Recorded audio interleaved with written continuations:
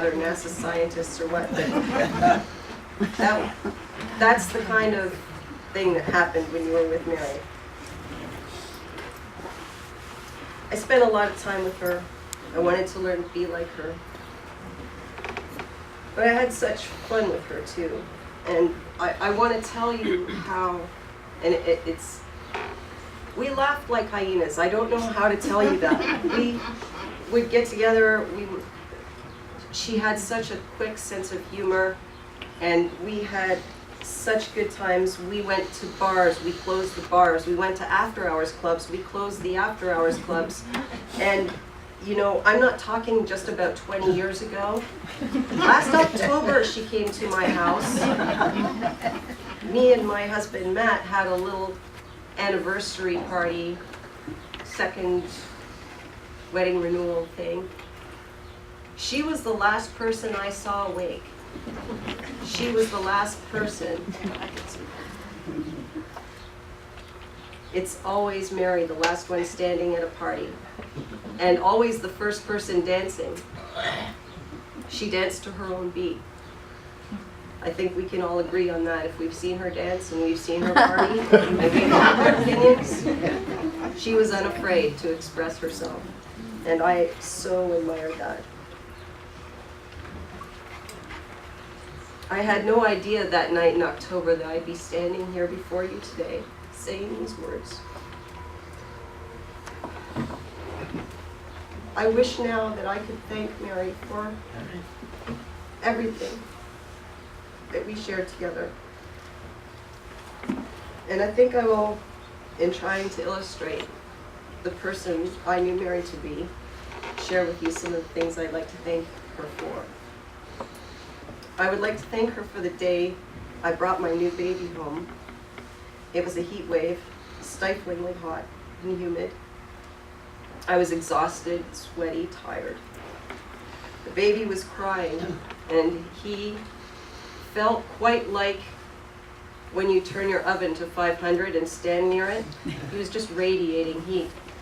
And he wouldn't stop crying. He needed to be held, and it was so hot, I just couldn't bear to hold him anymore. But Mary comforted me. As Mary does, she took charge.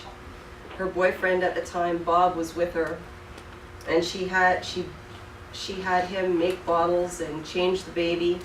She drew me a cool bath, changed my sheets, put me to bed, and the two of them took care of the baby for the rest of the night so I could get my first night's sleep at home with the baby.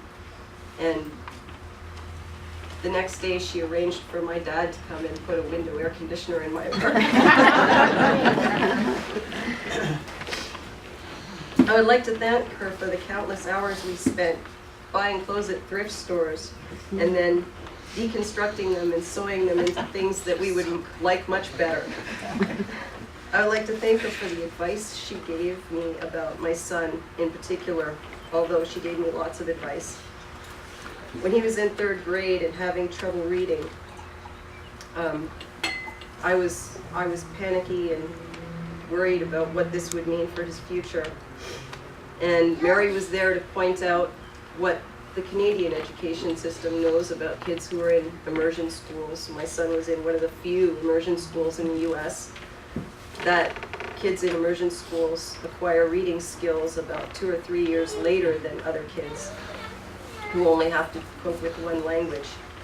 And now my son is 3 levels higher than his reading age, but I was so afraid back then, and it was the best thing to have Mary there to tell me, it's okay, we have this data. Don't worry, I'm a teacher, I know. The last advice, by the way, that she gave me about my son Braden, he's now 14, was that during his teenage years, I should remind myself to wait, because the child I know is still in there, and that he will emerge again when this transition is over. Thank you, Mara. I'm going to keep that in mind. I would like to thank her for teaching me the basics of Photoshop, how to sew clothes or quilts without a pattern, how to dye things, how to do macrame, how to turn clay bowls on a wheel, how to turn wood on a lathe, how to cast pretty stepping stones for the garden, and many, many countless other things I can't even list here. She was always up to do a project and always willing to experiment and to teach somebody something new. I would like to thank her for being the first person to visit me in the hospital when my son was born, and the first person to visit me in Ohio when I moved there to marry my husband, Matt.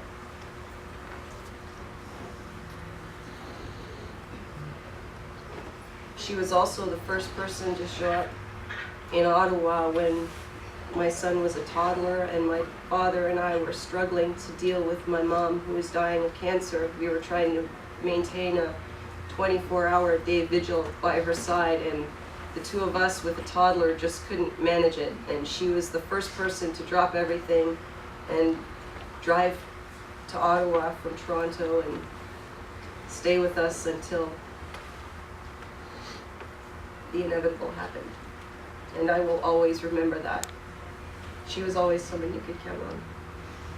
I would like to thank her for introducing me to foods from around the world, many of which are still my favorites. But we ate everything from her favorite West Indian curried goat to moose meat tacos from an authentic powwow that she took me to near her home in Napanee.